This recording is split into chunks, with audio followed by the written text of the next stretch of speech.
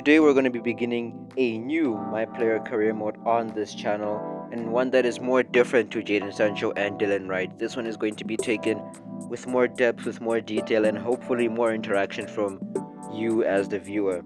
If you're new here, I'd appreciate a subscription, and if you're a regular subscriber, thank you for being here. I hope everyone is doing well, whether or not you are new or whether or not you've been here since before this video at least. But things do start off pretty interestingly. We do start off at AFC Richmond. As you can see, all the players from the Ted Lasso series are here. Jamie Tart, Dani Rojas, a few players who we're going to try to get along with. If we can get along with those players, then I think we're going to be a bit solid in the squad. One player that might be a bit difficult to get along with is probably going to be Max Bumbacash, because that's who we're going to be competing with for our spot in midfield. But when it comes to Roy Kent as a competitor, he is the captain of the team, and it's likely his last season here. I think he might retire this season or the next season if we make it into the Premier League. So he's no competition. Well, we're no competition for him at least. As a new player at the club, it's important for us to establish ourselves as a hard worker, to present ourselves in a good light for the coaching staff, and for more importantly for Ted Lasso, who is going to be our main coach for our tenure here at AFC Richmond. Training is also going to be the way for us as Patrick Essien to develop a bit of chemistry with the rest of the AFC Richmond team. Coming from the under-19s team, this is going to be our first real exposure to first-team football. Considering that we are very young, Patrick Essien is only about 17 years old, born in 2004, so he's basically a breakout talent for AFC Richmond. Later on during the week, while everyone was at the gym, all first-team players trying to keep their fitness up, heading into our weekend game against Sheffield United, the assistant coach put the team sheet for the next match on the notice board. Bumbacash goes to check the notice board for his name, and guessing by the way he reacts after he sees it, that could only mean one thing. We go over to check, and it seems like all of our hard work has paid off. All of that training, all of that going into the gym before the first team, leaving way after the first team, has finally paid off, and we've been selected to play at Nelson Road in front of the home fans, a start on our debut against Sheffield United.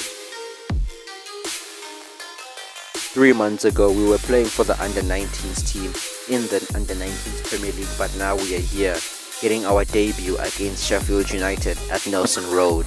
Sheffield kicks things off and we are now underway. Sheffield look to attack us in the flank straight from kickoff, looking to probably cross the ball in. They are able to cross the ball into the box, but it's nothing our defense can't handle. It's an easy clearance, but it does fall for a Sheffield United player. But Sheffield's second attempt is stifled by our defense, and we are now on the counter-attack. Rojas pushes the ball forward and then he dishes it back to us. We can see Sam Obisanya on the right wing making a run. We try to pass him, but unfortunately it doesn't go anywhere.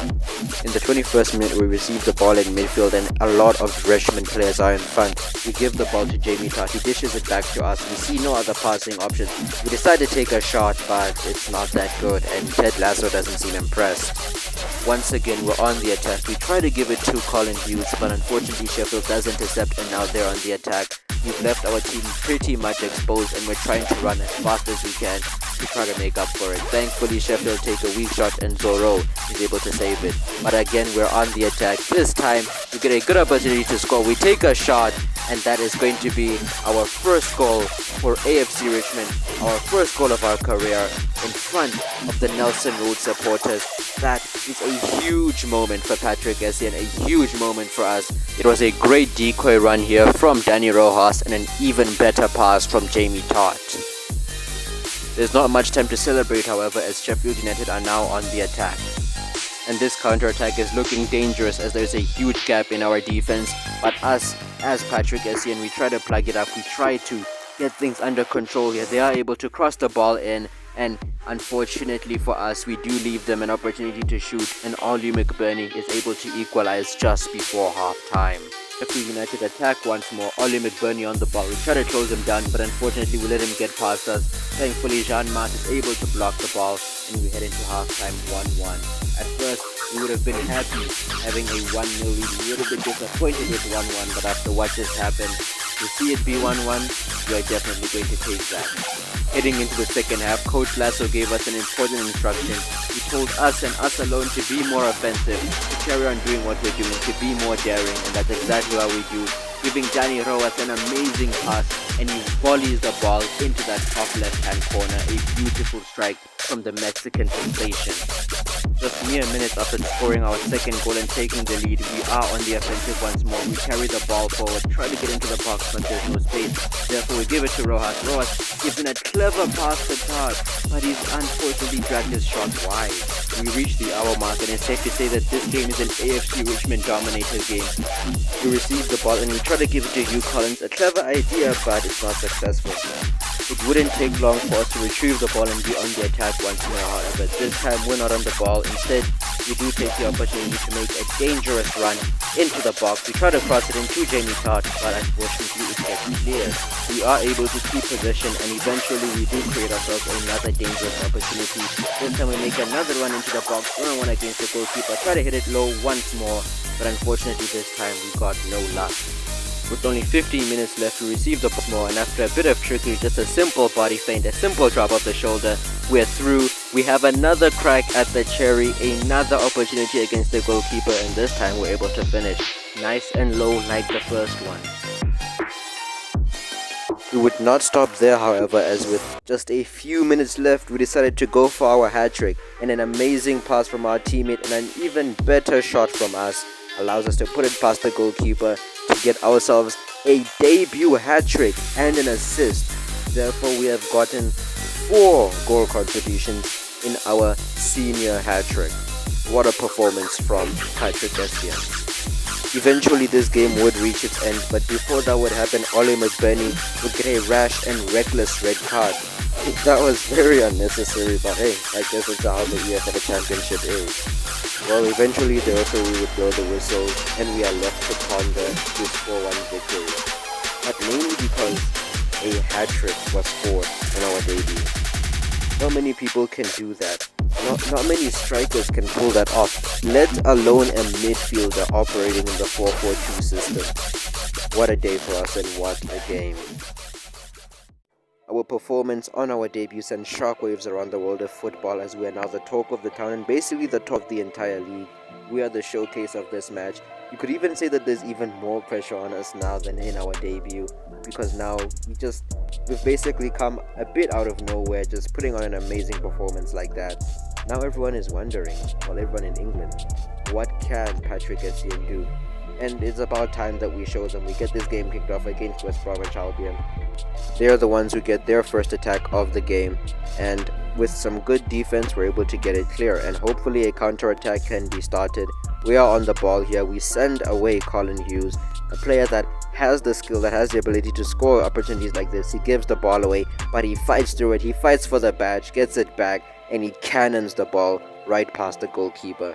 A goal fashioned just out of nowhere, to be honest. Such an unexpected goal, but Colin Hughes proves why he's got a bright future at this club. Without giving us a moment to breathe after Colin's goal, West Brom are on the attack once more. They are able to take a shot, but thankfully Zorro is able to save it. Now it's our turn to be on the counter-attack. We attack them. 23rd minute, we receive the ball. A nice dink into Jamie Todd. He takes the shot and it gets saved. We're on the attack once more, though this time we take a long-range shot, but it gets easily blocked. We are now in the midfield trying to fashion something to score us a goal, to give us some breathing room. We receive the ball, go for a power shot, cancel it, give it to Jamie Todd. He gives it to Danny Rojas, and it's just a simple finish for this Mexican superstar. A beautiful goal created by the smarts of Patrick Essien. But in our last 4 more goals, we are caught out by West Brom once more. They're on their counter-attack once again, and this time they're looking dangerous. A huge gap is developed in the defense, and West Brom is able to smash it past Zorro at the near post. Honestly, you might want to argue that Zorro should be saving that, but honestly, it's not really his fault. He cannot take all the blame. It's all down to the defense, leaving a huge gap like that. Zorro throws the ball to us. Hopefully we can get something just before the halftime whistle blows. We find Sam Obisanya on the right wing in immaculate fashion, and he receives the ball, cuts it back to Danny Rojas. He tries to give it back, to Sam Obisanya, but that doesn't go anywhere. Now West Brom are the ones on the offensive here. They could easily equalize here. They take a shot, but unfortunately Reach drags it very wide, and we head into halftime with a 2-1 lead. But once again, we feel like we're in a bit of danger. Things are feeling a bit shaky for AFC Richmond. The second half gets underway and we're sticking it right to West Bromwich Albion. We're on the attack. We give Jamie Todd the ball. He takes a shot, and honestly, I thought that was going in. We're able to intercept the ball in midfield, get it back, start one more attack. We fashion a counter-attack here. We give it to Colin Hughes. He pushes it forward, gives it back to us so we can get on a run. We give it to Danny Rojas. Rojas to Todd, back to Rojas. Rojas tries to find Sam Obisanya again. He's a bit unlucky, but they're able to get the ball back. Rojas gives it to Sam Obisanya, but he cannot get it past the goalkeeper. It is now basically the hour mark. We get a corner, but we don't get much from it.